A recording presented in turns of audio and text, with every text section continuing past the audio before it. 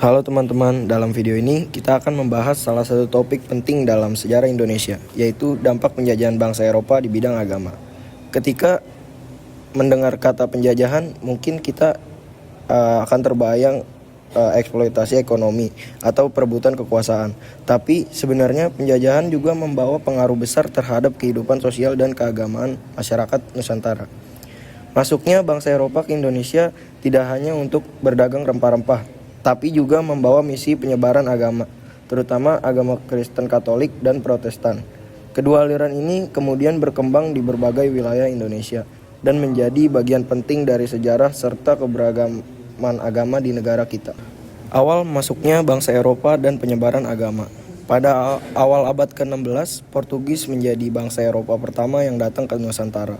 Awalnya mereka datang karena ingin menguasai perdagangan rempah-rempah di wilayah timur Indonesia, terutama Maluku yang terkenal dengan cengkih dan pala. Namun di balik kepentingan ekonomi itu, Portugis juga membawa misi keagamaan, yaitu menyebarkan ajaran Katolik.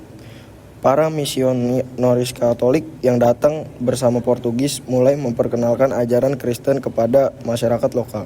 Beberapa tokoh penting dari masa itu, misalnya Franciscus Xavierus yang dikenal sebagai salah satu penyebar ajaran Katolik di kawasan Asia, termasuk di Indonesia bagian timur.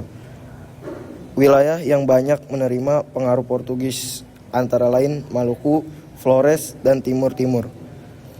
Tak lama kemudian bangsa Spanyol juga datang dan menyebarkan ajaran Katolik di wilayah utara Maluku serta Filipina.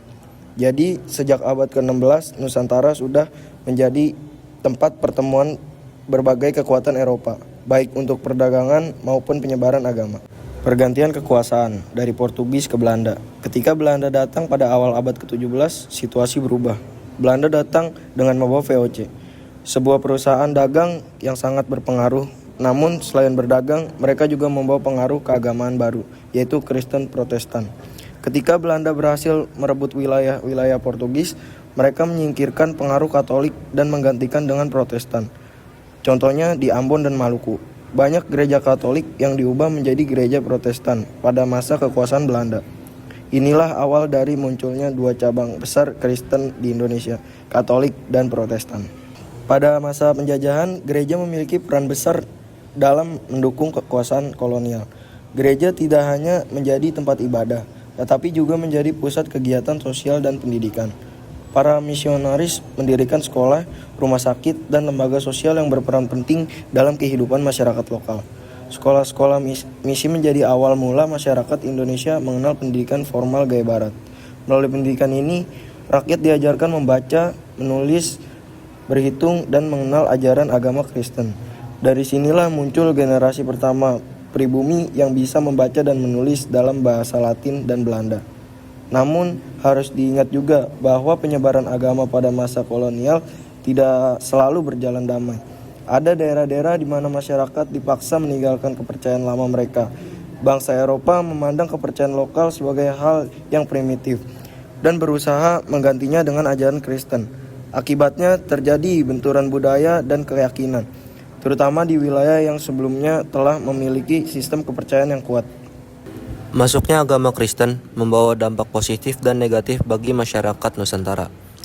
Dari sisi positif, penyebaran agama mendorong perkembangan pendidikan, kesehatan, dan tata sosial yang baru.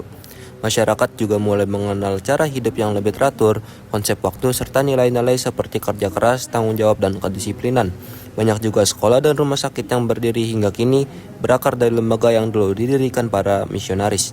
Sementara dari sisi negatif, penjajahan dan penyebaran agama juga menyebabkan perubahan besar dalam struktur sosial dan budaya lokal. Banyak kepercayaan dan adat istiadat asli Nusantara yang mulai terpinggirkan. Beberapa suku kehilangan sistem kepercayaan tradisionalnya karena dianggap bertentangan dengan ajaran Kristen.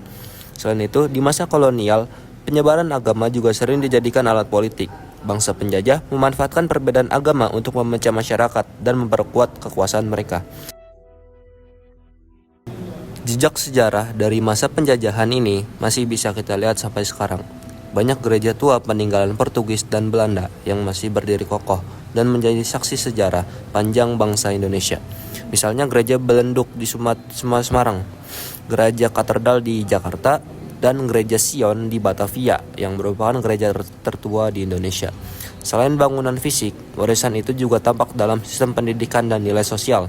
Sekolah-sekolah Kristen yang berdiri di masa kolonial berkembang menjadi lembaga pendidikan modern yang masih aktif sampai hari ini.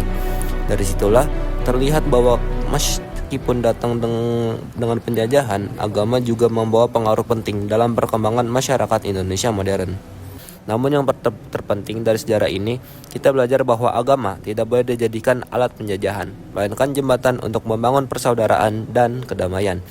Dari sejarah penjajahan, kita belajar untuk tidak mengulangi kesalahan masa lalu dan terus menjaga toleransi, keberagaman, serta semangat persatuan Indonesia.